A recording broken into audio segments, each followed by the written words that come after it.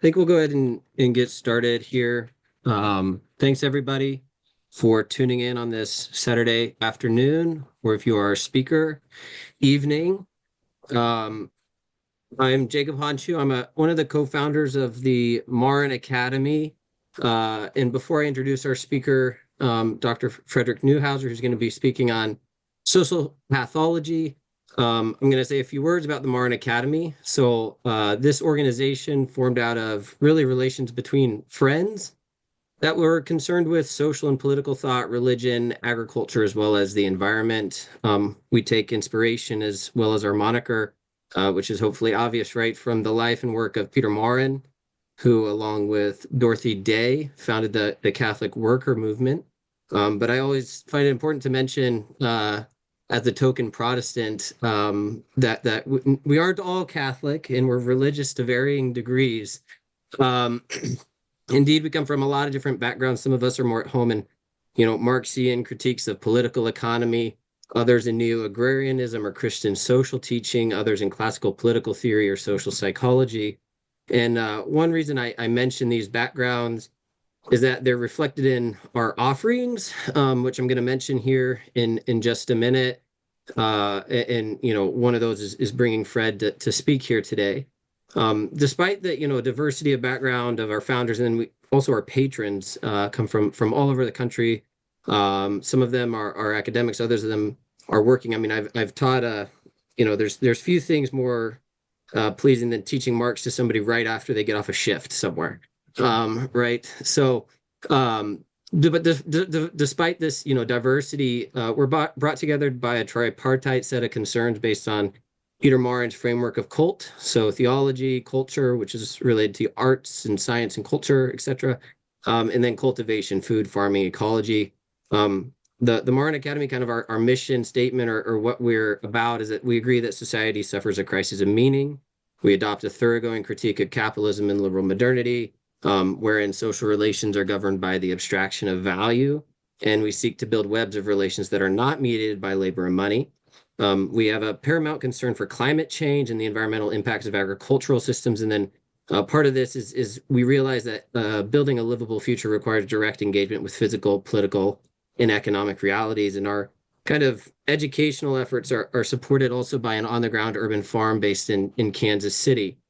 Some of the courses we've got coming up this spring include a lecture by Benjamin Studebaker on legitimacy in liberal democracies. We also have Eugene McCaraher, author of Enchantments of Mammon, coming to give a talk. We have a Dialectic of Enlightenment reading group. We have a course on Aristotle's virtue ethics. We have a Catholic social teaching reading group, and then a podcast, Dustbowl Diatribes, which is kind of all of that put together.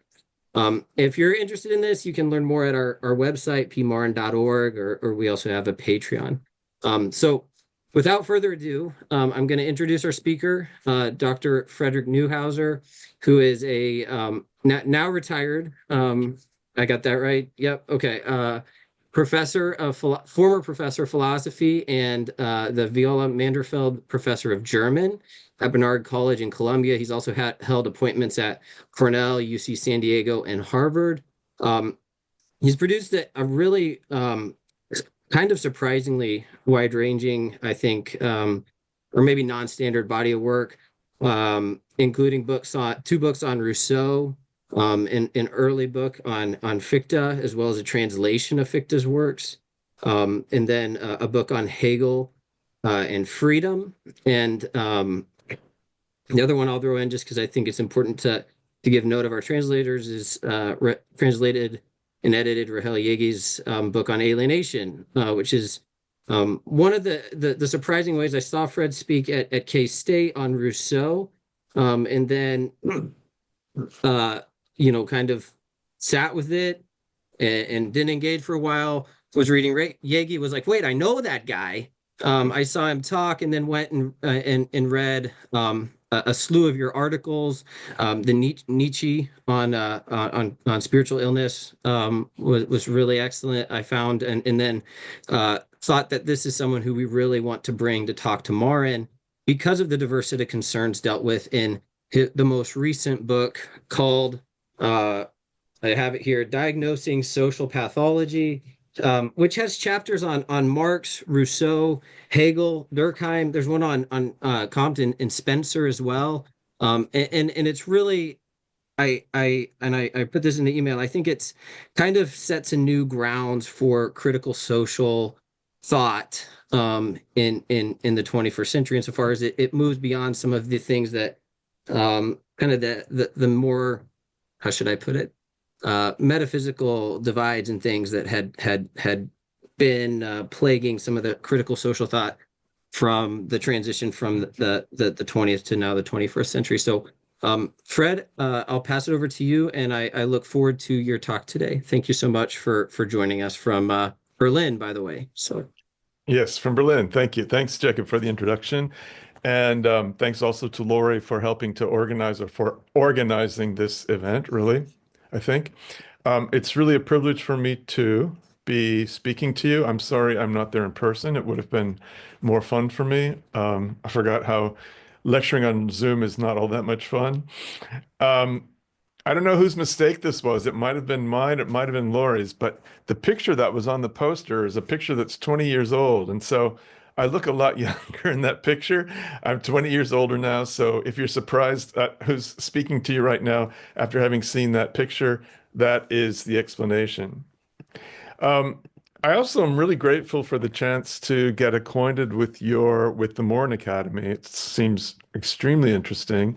And I was stunned when I went to the website and read about it and saw how perfectly the interests of the academy fit into my own interests and my background even. So first of all, I grew up in a small beef cattle farm in northeastern Indiana. I was active in our local FFA chapter for 4 years in high school.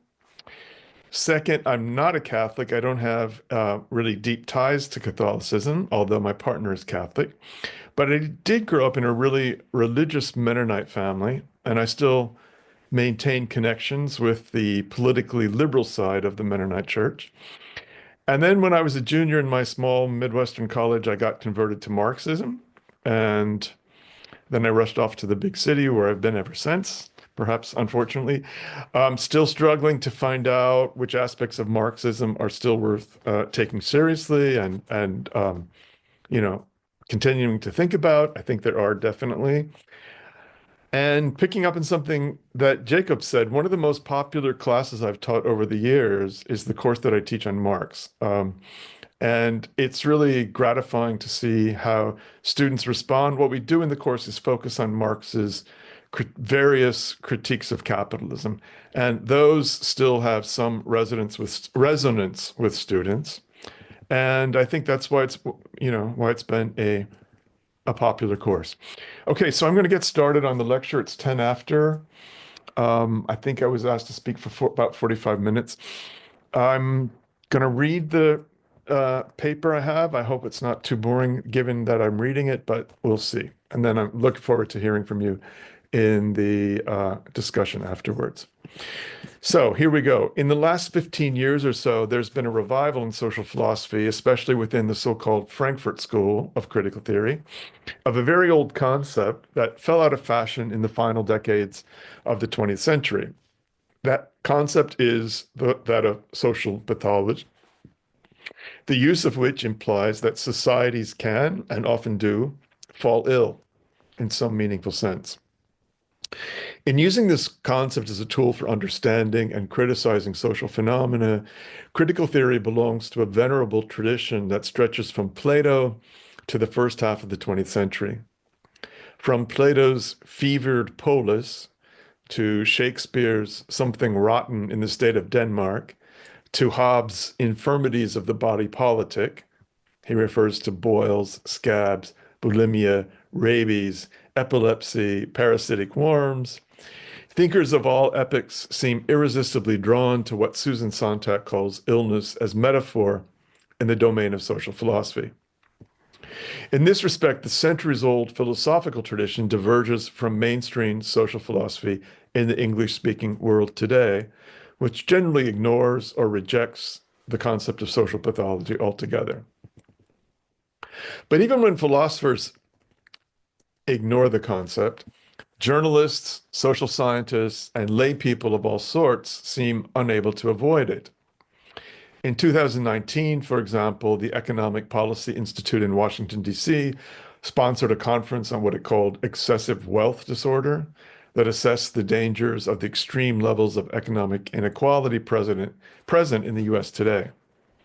A recent New York Times article bore the title, "The Economy Isn't Sick Right Now, but it has chronic conditions that demand attention." Another piece in the Times titled "One Economic Sickness, Five Diagnoses" began by saying, "Let's start with the problem. There's no simple way to gauge an economy's health. But if economies can be healthy, presumably they can also be sick." That it's not only economies that can fall ill is suggested by a recent Times article called "Voters Are Deeply Skeptical About the Health of American Democracy." And I'm going to say more later on in the talk about the health of democracy worldwide and not just in the United States. So the fact that English-speaking philosophers today avoid the concept of social pathology raises two questions. First, why is it that what for centuries counted as philosophical common sense in Western and non-Western thought, that is, a belief in the usefulness, even indispensability of the idea of social pathology, has been replaced by its opposite, nearly universal agreement as to the concept's uselessness and even sometimes its insidiousness? And second, what does social theory lose when it abandons the concept of social pathology and limits itself to critique that's centered only around the concept of justice as understood by liberal political philosophy? So after looking at some reasons for the concepts having fallen into disfavor, I'll try to articulate why philosophers throughout the ages have found it an important tool for diagnosing problems of social life. I'll first briefly outline some of the features of the concept of social pathology as I want to understand it, and then go on to argue that using this concept to understand social ills of various types is appealing because it reflects an important truth about the kind of thing human societies are. Later on, I call this an ontological claim, but ontological just means here, what kind of entity, what kind of thing, what kind of being are human societies? You'll figure out what I have in mind when I get to this topic later. So my thesis is going to be that society should be conceived of as living beings, that social reality is social life, and that ignoring this point puts us in danger of losing sight of a host of social problems that are best understood on analogy with physiological illnesses. In other words, social theories that rely on the concept of social pathology give us a truer picture than others of what human society is, and they enable us to understand and criticize certain deficiencies of social life that otherwise remain unnoticed or poorly understood. Okay, so the talk has 5 parts. The first part is disadvantages of the concept of social pathology. One reason for approaching the idea of social pathology with caution is that it's been used in the service of morally objectionable ends. To cite the most egregious instance, Nazi ideology exploited the idea of a diseased society to argue for the need to violently attack those parts of the body politic, those groups of humans, in which society's disease, imagined variously as syphilis, cancer, or tuberculosis, was thought to reside. Along with the notion that sickness should be treated by violence, the baffling idea that agents of disease deserve to be punished appears to be an ancient and persistent element of our mostly unconscious attitude to our vulnerability to illness. And this creates a standing potential for corrupting our responses to the phenomena we diagnose as social illnesses. The oddness of such a moralistic attitude to illness is evident in the fact that it often coexists with its exact opposite. Sometimes a condition being regarded as an illness works to shelter the ill from moral condemnation, as in the thought regarded not long ago as progressive, that homosexuals aren't morally depraved, but sick, implying that medical treatment rather than persecution is the appropriate response to quote unquote abnormal sexual orientations.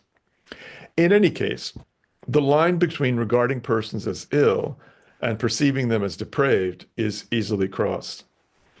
The fact that perceiving some condition as an illness has the potential to engender hostility, disgust, and condemnation is an important reason for theorists of social pathology to insist that it's societies or institutions, not individuals, that are the bearers of the illnesses their theories diagnose. Moreover, it's important from my conception of social pathology that societies can be ill without any of their individual members being ill. I'll say more about this later, but calling a society sick doesn't imply that its members are sick, nor, of course, that they're deserving of blame or punishment. Beyond this point, the popularity of social Darwinism in the late 19th century surely accounts for some of the disfavor into which the concept of social pathology and its conceptual companion, the society as organism analogy, have fallen today. Social Darwinists gave a distinctive ideological twist to the idea that societies are like living organisms.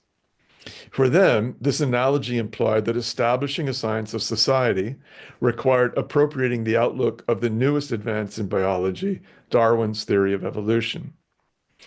Although the founder of this school, Herbert Spencer, developed his main ideas before the publication of The Origin of Species, much of the influence social Darwinism enjoyed depended on the mistaken perception that he and his followers were applying principles of Darwinian science to social life. Although Spencer, diverging now from Darwin, posited an endpoint to the process of evolution at which perfect adaptation will have been achieved, this endpoint was thought to be necessarily preceded by a warlike struggle for existence. It was this idea that captured the imagination of Spencer's followers, who elevated it into a full-blooded ideology in support of laissez-faire social policies that they took to serve the survival of the fittest. Government aid to the poor, state-financed education, public health measures, all were regarded as misguided attempts to interfere with the natural workings of society, which, if left to its own devices, would eliminate the least fit of society's members and produce a healthier social body.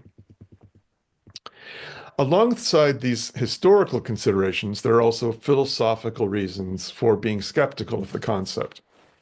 The most obvious is that the concept of illness belongs to the study of animal organisms, and so the charge goes, societies aren't animal organisms, nor are they sufficiently like organisms that the concept of illness could be meaningfully applied to them. That societies aren't animal organisms is plain enough, and it's recognized by all serious theorists of social pathology. But this alone doesn't settle the matter of whether the two are so dissimilar that categories applicable to the latter have no value for understanding the former. All the theories of social pathology I draw from reflect extensively on the differences between organisms and societies and take great pains to do justice to those differences. The common assumption that the entire discourse of social pathology can be dismissed simply by observing that societies aren't animal organisms rests on an ignorance of how and why such theories have employed that concept. It's instructive that many thinkers who use the concept of social pathology are unable to dispense with that concept even when they don't conceive of society on the model of an organism. Of course, the more one distances oneself from the organism analogy, the more difficult it becomes to see why one should employ the idea of social illness at all. I'll argue that using the concept of social pathology commits one to thinking of human societies not exactly as animal organisms, but as alive, as living beings in some non-literal but still meaningful sense. A central part of any attempt to rehabilitate the concept of social pathology, then, must be to articulate in which respects societies are like living organisms and in which respects they're not. Okay, move now to part two. How should we conceive of social pathology? So before examining why we should continue to employ the concept, I need to say a few words about how I want to understand it. I've already noted that theories of social pathology should ascribe illnesses to societies or to institutions, not to the individuals who belong to them. It follows then that diagnosing a society as ill is different from claiming that many of its members are ill. This conception of social pathology is found in a book by Richard Wilkinson called Unhealthy Societies: The Afflictions of Inequality. This book presents empirical evidence for the claim that societies with extensive economic inequality have higher rates of illness among their members than more egalitarian societies. I'm not taking issue with the book's claims. I think the book is an important one, but only with the conception of social illness it seems to presuppose. In this case, the healthy societies, or unhealthy societies, rather, referred to in the book's title, are simply those with large numbers of sick members. There are two features of this conception of social pathology I want to reject. First, it makes social illness completely derivative of non-social illness. Such a conception doesn't envision a distinct way in which societies can fall ill that's not traceable back to the physiological illnesses or mental illnesses, for that matter, of its individual members. Second, this conception of social pathology requires no understanding of society as anything more than a collection of individuals. It offers a picture of social pathology in which a society's being ill consists simply in the logically prior fact that large numbers of its members are ill. Such a view doesn't depend on any specifically social understanding of society, of how it's structured, or of what its distinctive functions are. A society that makes many of its members ill might be pathological, but if so, its social pathology resides in the social dynamics that produce its members' illnesses. More precisely, the pathological character of a sick society lies in a dysfunctional dynamic. As I understand it, dysfunction is the core element of the concept of illness in both its social and physiological manifestations. On my view, social pathology doesn't require that individual social members be ill either mentally or physically. To see this point, consider Marx's account of alienation. Workers are alienated in capitalism for Marx, but this doesn't imply that they're ill. What makes capitalist alienation a social pathology is that it's a systematic result of capitalism's class structure and of how it organizes production. Whereas anything that counts as a social pathology must be bad for at least some social members, it's not the case that how individuals are negatively affected necessarily takes the form of illness. Another example of this is just when Plato in the Republic talks about the Republic and describes the fevered polis. He doesn't mean that individual members of the polis, of the fevered polis, have fevers. It's a description of the polis itself, not its individual members. Finally, there's a loosely defined conception of social pathology that was once popular in academic circles in the US. Developed by sociologists in the first half of the 20th century, this conception achieved popularity in the 60s and 70s outside academia, when it became common in the press and among social workers to refer to a haphazard collection of social problems like poverty, crime, drug abuse, promiscuity, and racism as social pathologies. Pathology on this conception was thought of as a deviation from prevailing social norms, often understood as a failure on the part of individuals to adapt or adjust to those norms. Even if these so-called pathologies were condemned because of the threat they posed to the smooth functioning of society, they were also taken to be harmful for individuals themselves, and the social work inspired by this vision of social pathology was surely motivated by the desire to improve individuals' lives. This conception of social pathology marks an advance over those I mentioned earlier in one important respect. It expands the idea of social illness to include phenomena that appear as pathological only in the light of criteria for a good or flourishing human life. Poverty, for example, counts as pathological on this account, not because it makes the poor physically ill, but because As Hegel pointed out a long time ago, it prevents them from achieving basic goods, satisfying work, self-esteem, forms of relaxation and enjoyment that are available to the better off. In relying on an idea of the human good and of how social conditions can promote that or inhibit it, this conception of social pathology takes us a step away from the original idea of physiological illness. I regard this as a step forward because one of my claims is that an adequate conception of social pathology must be normative in respects that go beyond the narrower ideas of physiological or mental illness.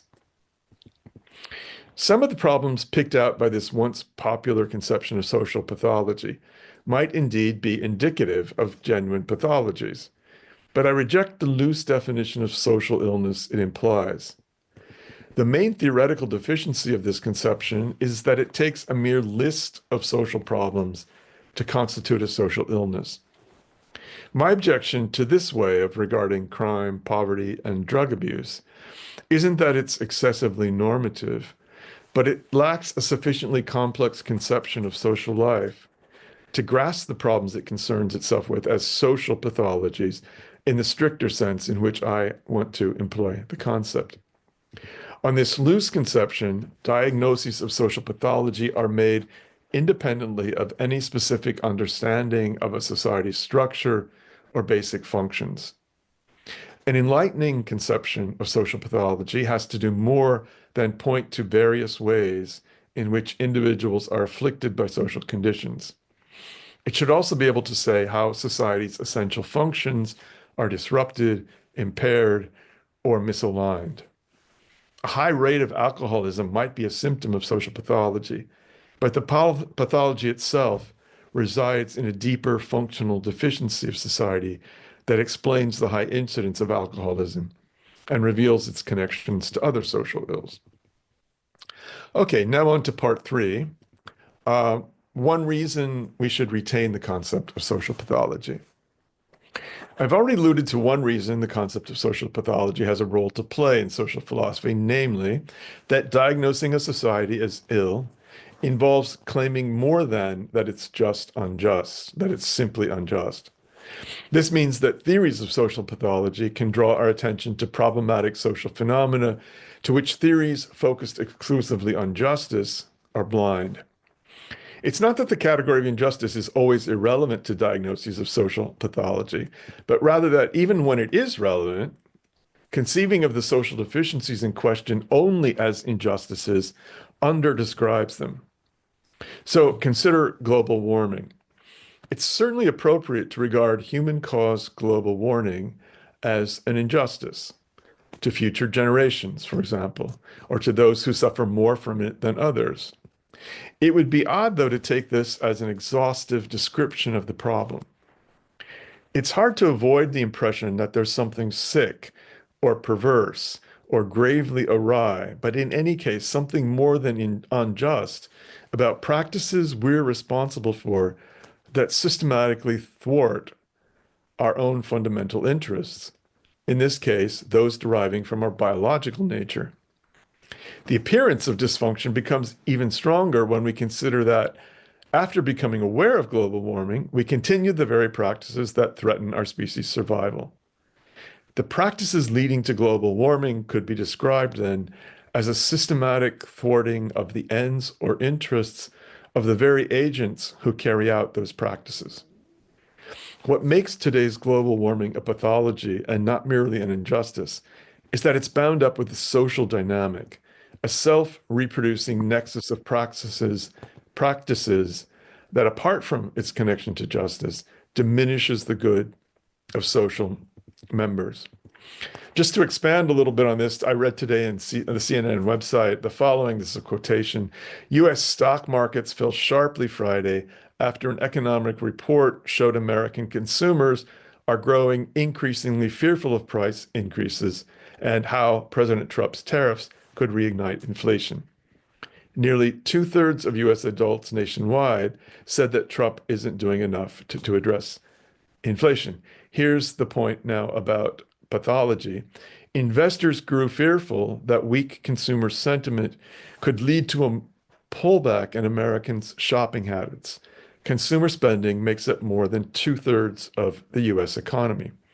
So the kind of economy that has to a large extent that has to a large extent fueled global warming is one whose healthy functioning, is based on two extremely unhealthy phenomena. The one, referred to in this quotation, is just that the health of our economy depends on a multi-billion advertising industry that almost everywhere you look urges us to consume, consume, and consume well beyond what we need and well beyond what makes us happy.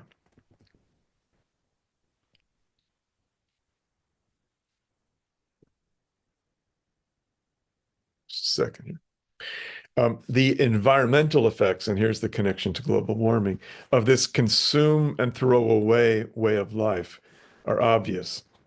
The second unhealthy, aspect about our economy is that it depends not just on fostering out of control consumerism, but also that much of our economies across the world, not just the United States, depends on the production and export of armaments. So something's got to keep that going in order for our economies to be quote unquote healthy. And that itself counts, I think, as a kind of pathological aspect of our economies. Okay, so there are 2 points I wanted to make here. One is that theories of social pathology focus not on isolated human actions, but on ongoing social processes that have a dynamic with a coherent logic. For this reason, diagnoses of social pathology rely on a dynamic understanding of how social practices function and reproduce themselves. Global warming, for example, is the result of a system of production and consumption that follows a logic of its own, bound up with the aim of capitalist accumulation, and that can't be remedied without institutional reform. You might say that theories of social pathology aspire to distinguish symptoms from underlying pathologies, and that their diagnoses include an account of the social forces responsible for producing those symptoms. This means that a diagnosis of pathology typically carries implications about the treatment likely to ameliorate the diagnosed condition. For the social pathologist, as for the physician, diagnosis goes hand in hand with at least some kind of practical orientation to the problem in question. The same point can be seen in Marx's treatment of what we now call structural unemployment. Merely establishing that capitalist societies have, for a long time, exhibited high rates of unemployment falls short of locating a social pathology. Marx's analysis of the Industrial Reserve Army, in contrast, diagnoses a pathology because it shows how capitalist accumulation necessarily produces and reproduces unemployment, and moreover, how doing so serves the interests of the dominant capital-owning class. Understood in this way, unemployment is more than merely a social problem. It's a pathology because it's the non-accidental result of an ongoing dynamic, a remedy for which must go beyond piecemeal attempts to stimulate a lagging economy or to provide welfare aid to those who can't find work. Yet another example of this aspect of social pathologies harkens back to what I referred to at the beginning of my talk as growing skepticism about the health of democracy. That democracy in the US is severely ill is easy to see. Calling it ill may actually be too weak in this case. But similar dysfunctionalities plague European democracies too. One example that illustrates the dynamic character of social pathologies is the increasing loss of faith in parliamentary democracy throughout much of Europe. In Germany, for example, the steady decline of the two traditional mass parties, itself an expression of long-standing dissatisfaction with their rule, has had two results. First, a splintering of the political landscape into 6 main parties, most of which are small, but still capable of winning enough votes to enter parliament. And second, it's given rise to a far-right neo-fascist party that's openly hostile to democracy and that now captures 20% of the popular vote. Since all other parties refuse to form governing coalitions with the far right, majority coalitions must now be formed out of mostly smaller parties supported by the remaining 80% of voters, which means that coalitions today often have to include three parties rather than the traditional two. The three-party coalition that governed Germany until it fell last December was divided by such widely differing ideologies that it became impossible to agree on policies of great importance. This resulted in legislative paralysis, which decreased citizens' confidence in democracy and pushed more voters into the anti-democratic ranks, making it even more difficult to form functioning coalitions in the future and further undermining faith in democracy.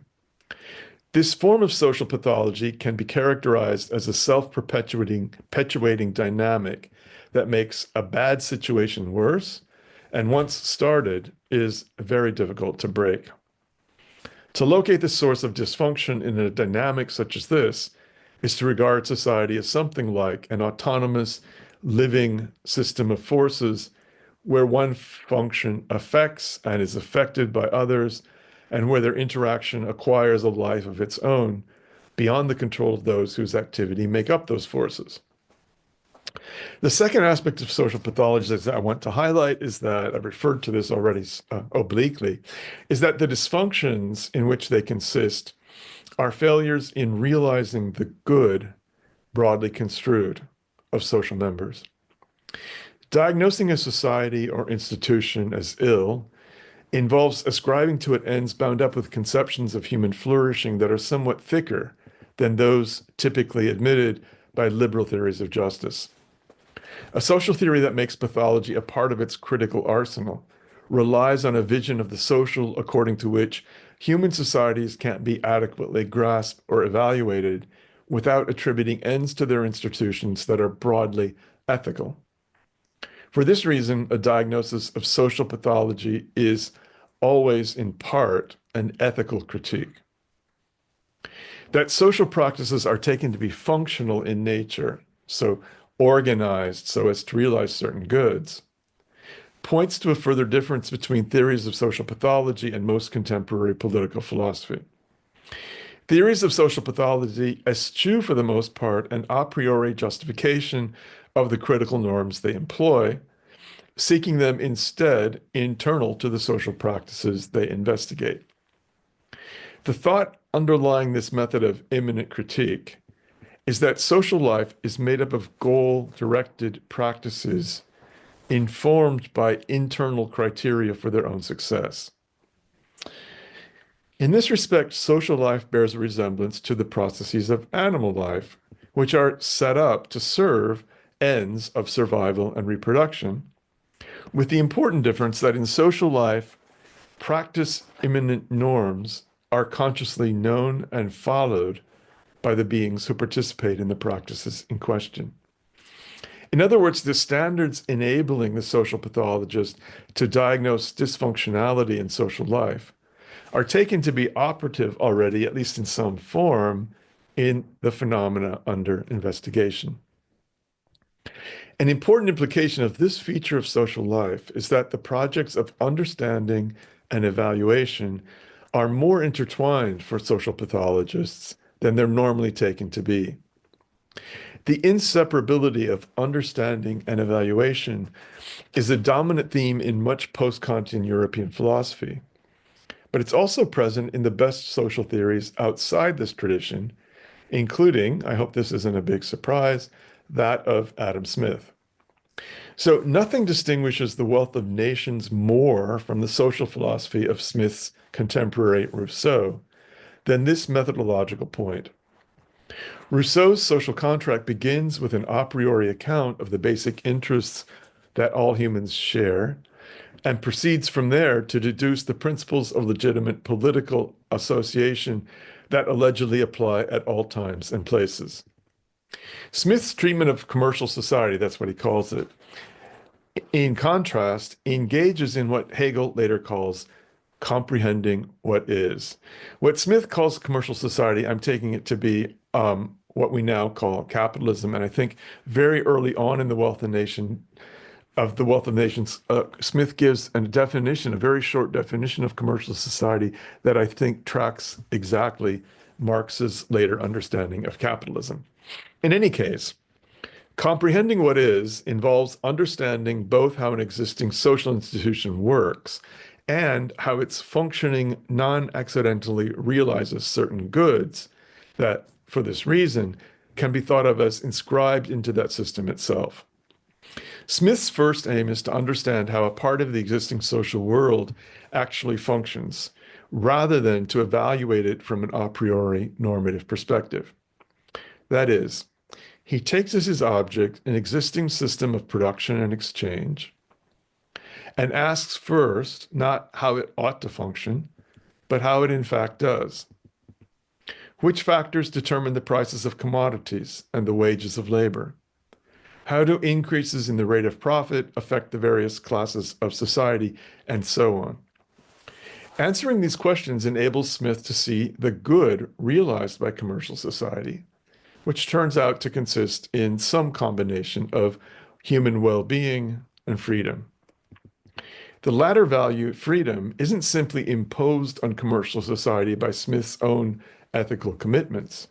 Rather, freedom, conceived in a certain way, is intrinsic to the functioning of commercial society, insofar as it relies on the normative status of laborers as free beings who enter voluntarily into wage labor contracts with their employers, without which production and commercial society couldn't get off the ground.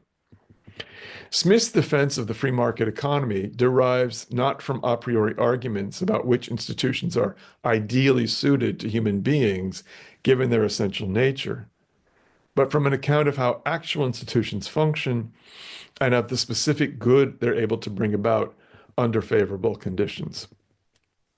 Okay, part 4, a second reason to retain the concept of social pathology. This second reason has to do with its implications for social ontology, which I referred to before. If we take seriously the impulse among philosophers of diverse times and places to conceive of social problems as illnesses, then we're led to ask what lies behind the powerful pull that this idea exerts on our imagination. Why does the widespread assumption that human societies are vulnerable to falling ill, what does it tell us about the kind of thing human society is? It's true that many of the concepts of critical, sorry, I lost my page again.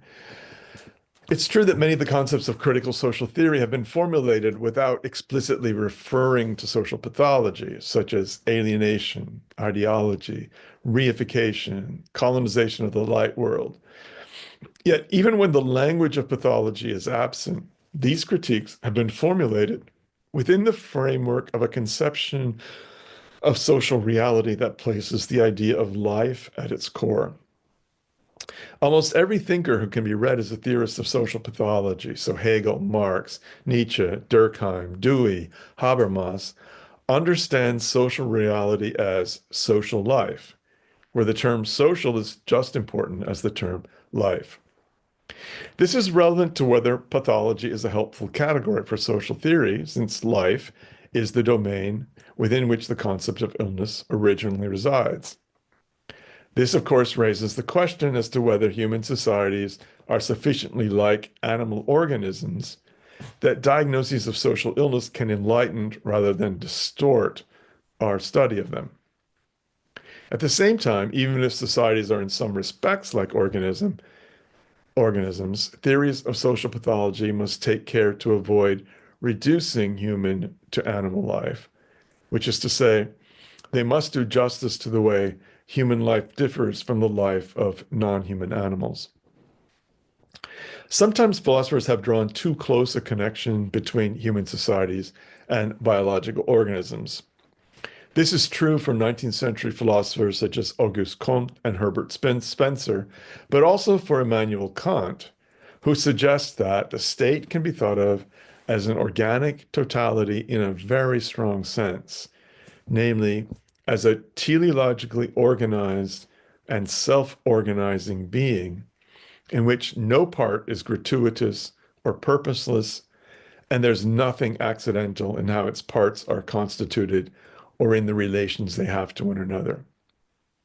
Critics of the society organism analogy often have this strong conception of the biological organism in mind, a perfectly organized, telos realizing being, when they reject that analogy. To be sure, organic totality conceived in this way is not a feature of human societies, nor an ideal by which they should be measured. There is, however, a more modest conception of organic totality that belongs to a defensible version of the society organism analogy. This conception of totality is less a normative ideal than a principle for understanding social life. On this conception, to regard human societies as totalities is to reject a species of methodological abstraction that's common in contemporary political philosophy. More precisely, what's rejected is the seductive conceit that one can understand or evaluate one social sphere or institution in isolation from others. Rejecting this assumption, as I do, entails that no adequate political philosophy can be carried out in abstraction from a social theory that investigates non-political social life and the ways in which political institutions are intertwined with social life more generally. This conception of social totality appears in Hegel's insistence that one can neither understand the functioning of the modern family nor assess its merits without taking into account how it interacts with other spheres of modern society. The same orientation can be found in Marx's On the Jewish Question, which argues that the function and value of liberal democracy can't be investigated without considering its relation to an egoistically organized civil society, capitalism.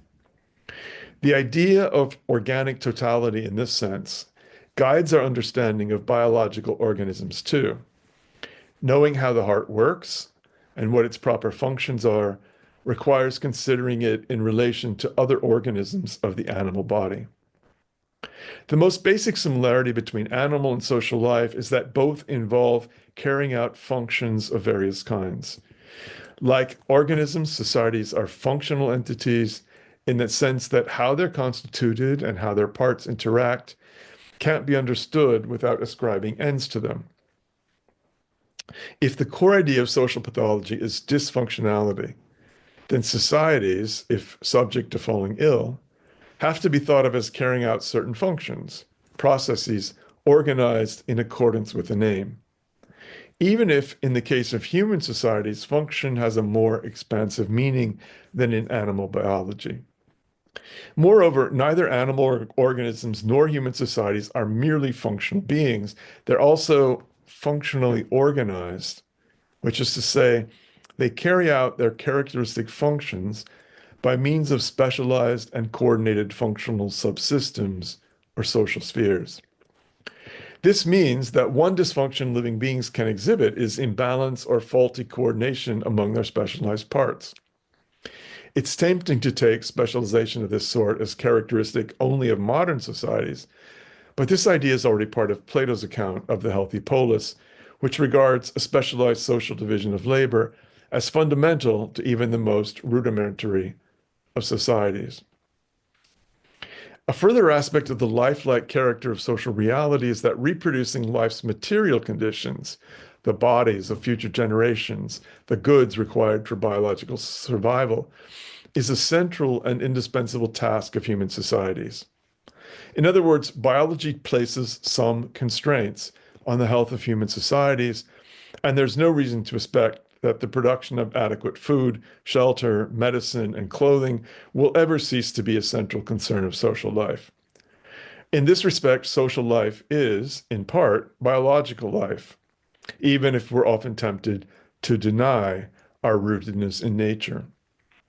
Now into part 5, social life as spiritual life, beyond the society organism analogy. There's something right in the impulse to downplay the material aspects of social life, for the significance of human social life also extends beyond material production. For humans, material reproduction is always at the same time spiritual reproduction or activity undertaken with a view to satisfying spiritual ends. Both Hegel and Marx emphasize this point, and both use the term spiritual to describe the distinctively human aspects of reproduction. In other words, the production of food, shelter, medicine, or clothing is never completely determined by what human bodies need in order to survive and reproduce. Rather, these activities are also governed by historically variant conceptions regarding the kind of life it's appropriate for humans to lead, two components of which are freedom, which can be conceived in various ways, and recognition from others. It's a fundamental idea implicit in the thought of Rousseau, Marx, and Hegel that the paramount function of human social life involves integrating in our social activities the ends of life with the spiritual ends of freedom and recognition, and that social pathologies should be understood not only as impaired functioning in general or as imbalances among functional spheres, but also as ways in which society fails in enabling its members to participate in life in the mode of freedom. So the most important ontological difference, if you will, between human societies and animal organisms is that the reproductive processes of social life are carried out self-consciously. Human social reality is self-conscious life. This means that society can carry out its functions only through the awareness, will, and actions of their members, who are unlike the organs of biological organisms.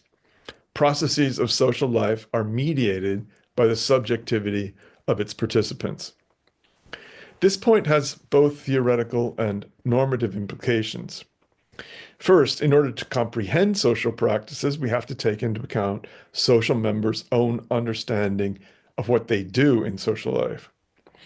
The fact that human social life is mediated by its participants' consciousness of the point of their activities implies that those activities have a meaning for them and not merely a function in the narrow sense of that term. For this reason, it's impossible to capture adequately what humans do in their social activity without referring to the meanings it has for them. The normative implication of the self-conscious nature of social life is that its processes function well only when they're carried out such that social members are able to satisfy both their biological needs and their aspirations to be free and to be recognized as such by others. The practices of social life are imbued with ethical significance because of their potential to be consciously self-determined and to achieve the good of all participants.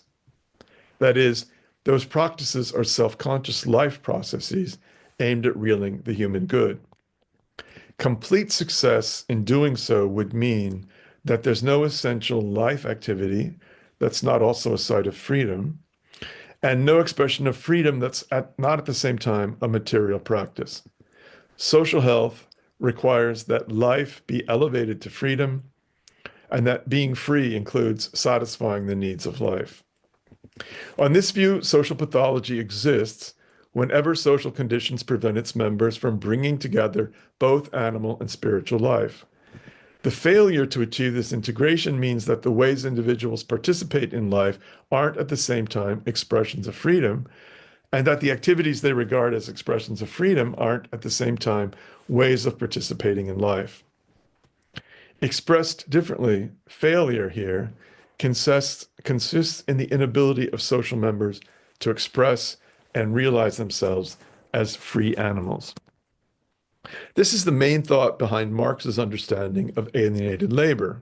Quoting here, the alienated worker no longer feels himself to be free in any but his animal functions, eating, drinking, procreating, and so on. And in his human functions, he no longer feels himself to be anything but an animal. On this account, overcoming alienation depends on humanizing the animal and animalizing the human, or on making the functions of life free and the activities of free material. Finally, and I'm coming now to the end, there's a disanalogy between animal and social illness that might seem to undermine my attempt to rehabilitate the concept of social pathology. This analogy comes into view in a question I frequently encounter when I try to explain to others what I'm working on. Namely, have there ever been human societies that weren't sick? This question, to which the answer is immediately obvious, I think, reminds me of the greatest diagnostician of cultural pathologies, Friedrich Nietzsche, and of his famous remark that, quoting now, the human being is more sick than any other animal. Of this, there's no doubt. The human being is the sick animal. The import of Nietzsche's remark is twofold. First, it raises the possibility that no form of human social life is void of illness, so that to wish illness out of the social world is to wish away its humanness. Second, the context of Nietzsche's remarks makes clear that he believes it's precisely the tendency to fall ill that also makes human existence interesting and creates conditions that make spiritual health possible. In other words, some illnesses also have a positive side. They sometimes create conditions for spiritual growth. If Nietzsche's correct, then what are we to make of social theories whose chief aim is the diagnosis and cure of social pathologies? An answer to this question can be found in Nietzsche's thought itself, I think. For as he recognizes the fact, if it is one, that human societies are always to some degree ill, implies that neither that all are equally ill, nor that all illnesses are equally harmful. Nietzsche makes this point in characterizing the cultural world bequeathed by Christianity to late 19th century Europe as plagued by, quoting now again, the most terrible sickness yet to have raged in the human being, an illness that risks exhausting the very source of human vitality. In other words, there are healthier and less healthy ways of dealing with a condition in which illness is unavoidable. In the first place, the value Nietzsche places on self-transparency means that, apart from all prospects for a cure, there's a point to diagnosing human illnesses, revealing them for what they are, rather than suffering them unspiritually in ignorance. Beyond this, Nietzsche recognizes that the impossibility of eradicating illness isn't a reason to let it simply run its course without seeking to ameliorate it, including the needless forms of suffering it causes, or to mitigate the dangers it poses to human well-being. All this confirms, it seems to me, that diagnosing and combating social pathologies remains a legitimate aim of social theory, even if there has never been and never will be a human social life free of all illness. Thank you. That's the end.